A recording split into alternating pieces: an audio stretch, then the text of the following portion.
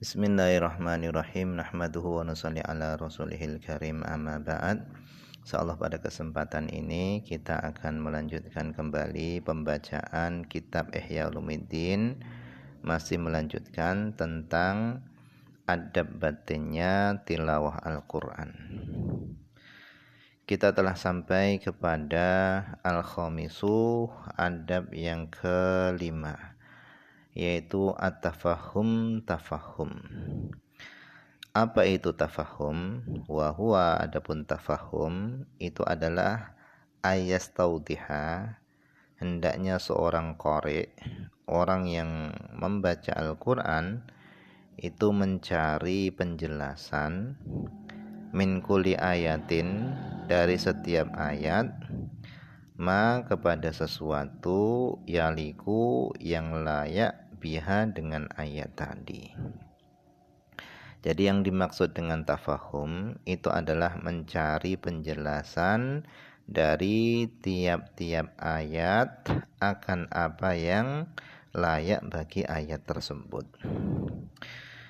Idzil Qur'an, karena Al-Qur'an itu yashtamilu, itu mencakup ala dzikri sifatillahi azza wa jalla, atas menyebutkan sifat-sifat Allah azza wa jalla, wa dzikri af'alihi, dan menyebutkan af'al-af'alnya Allah, perbuatan-perbuatan Allah, wa dzikri ahwalil anbiya alaihimussalam, dan menyebutkan keadaan-keadaannya para nabi, wa dzikri ahwalil mukadzibin, dan menyebutkan keadaan-keadaannya orang-orang yang mendustakan lahum, para nabi, wa annahum, dan bahasanya mereka orang-orang yang mendustakan para nabi, kaifa uhliku, bagaimana mereka dibinasakan, wa dzikri awamirihi, dan menyebutkan perintah-perintah Allah, wa zawajirihi,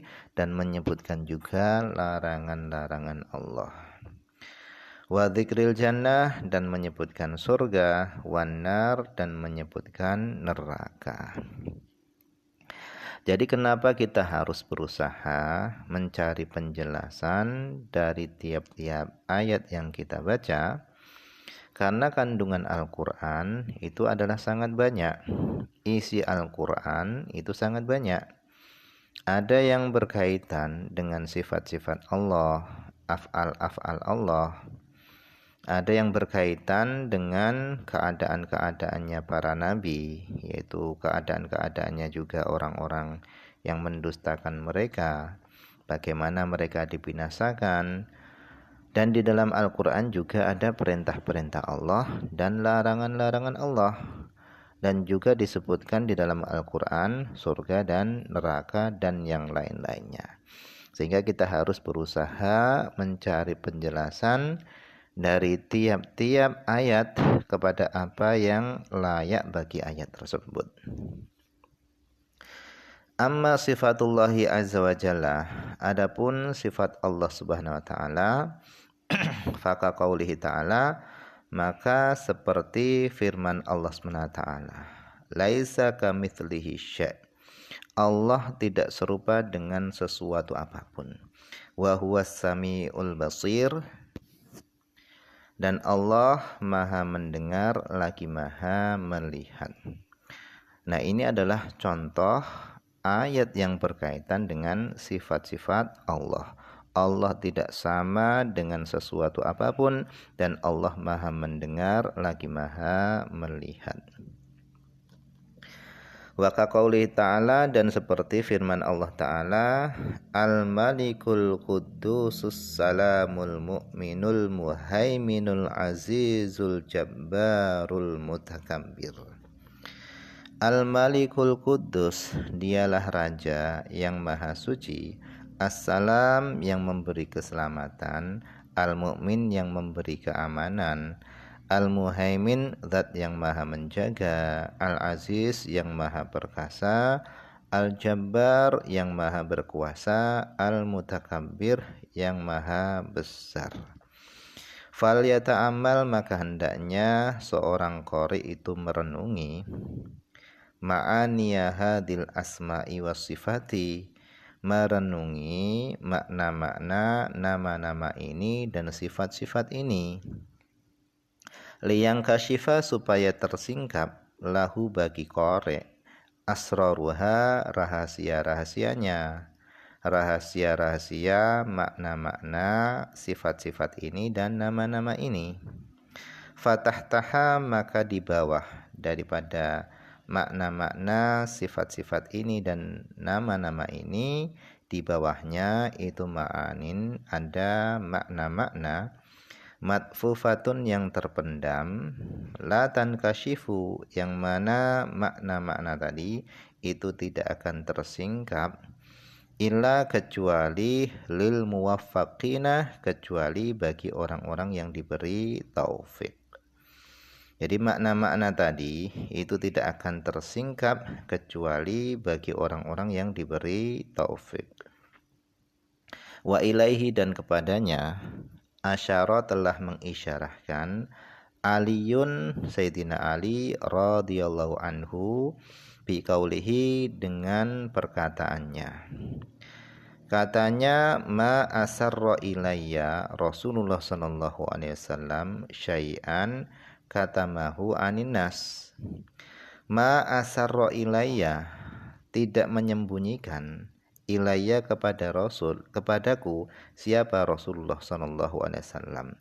Rasul tidak menyembunyikan kepadaku syai'an, sedikit pun, katamahu, yang Rasul menyembunyikan sesuatu tadi, anin nas, daripada manusia. Jadi segala sesuatu atau seluruh ilmu yang Rasul sembunyikan daripada manusia, Rasul tidak sembunyikan kepada Ali. Jadi ilmu yang Rasul sembunyikan kepada manusia, Rasul tidak sembunyikan kepada Sayyidina Ali. Apa yang Rasul dapat daripada Jibril, apa yang Rasul terima daripada Allah, Rasulullah SAW berikan semuanya kepada Sayyidina Ali. Gak ada yang disembunyikan kepada Sayyidina Ali. Ila, kecuali ayu'tiyallahu azza wa jalla, Allah memberikan abdan, kepada seorang hamba, fahman, pemahaman, fi kitabihi, di dalam kitabnya.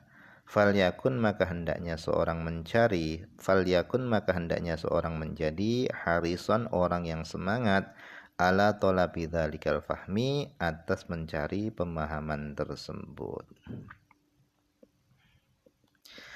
Jadi apakah untuk mendapatkan pemahaman yang dalam sebagaimana yang didapatkan oleh Sayyidina Ali, yaitu dengan diajarkannya Rasul, dengan Rasul SAW mengajarkan kepada Sayyidina Ali, apakah untuk mendapatkan pemahaman yang dalam Al-Quran tadi itu harus bertemu dengan Rasulullah?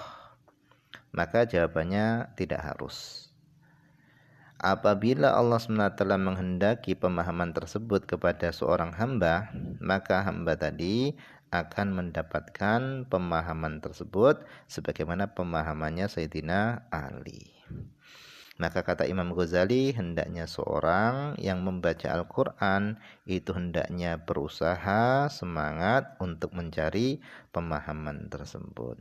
Jadi pemahaman tersebut itu bisa didapatkan ketika Allah menghendaki pemahaman tadi kepada seorang hamba. Illa ayyu'tiyallahu azza wa jalla abdan fahman fi kitabihi, kecuali Allah memberikan kepada seorang hamba tadi fahman, pemahaman, fi kitabihi, di dalam kitabnya.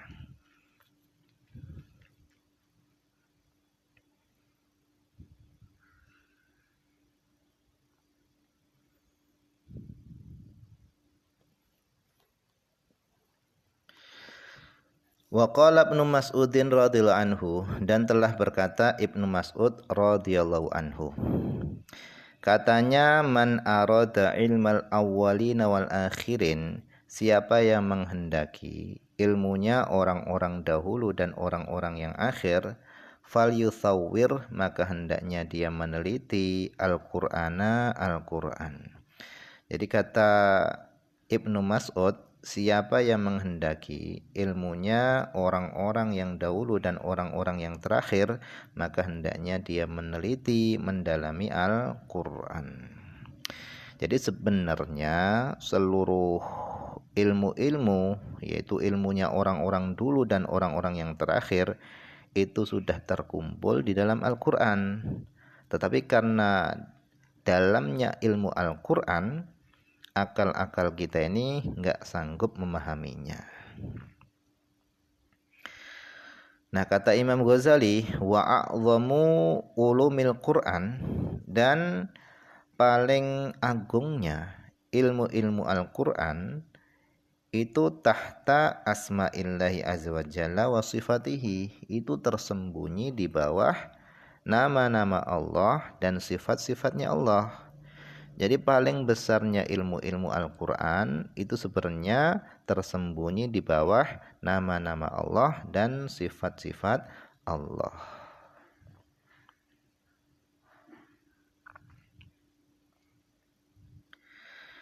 Karena lam yudrik, karena tidak mampu menggapai, tidak mampu memahami aktsarul khalqi, kebanyakan makhluk tidak mampu memahami minha, daripada nama-nama Allah dan sifat-sifat Allah.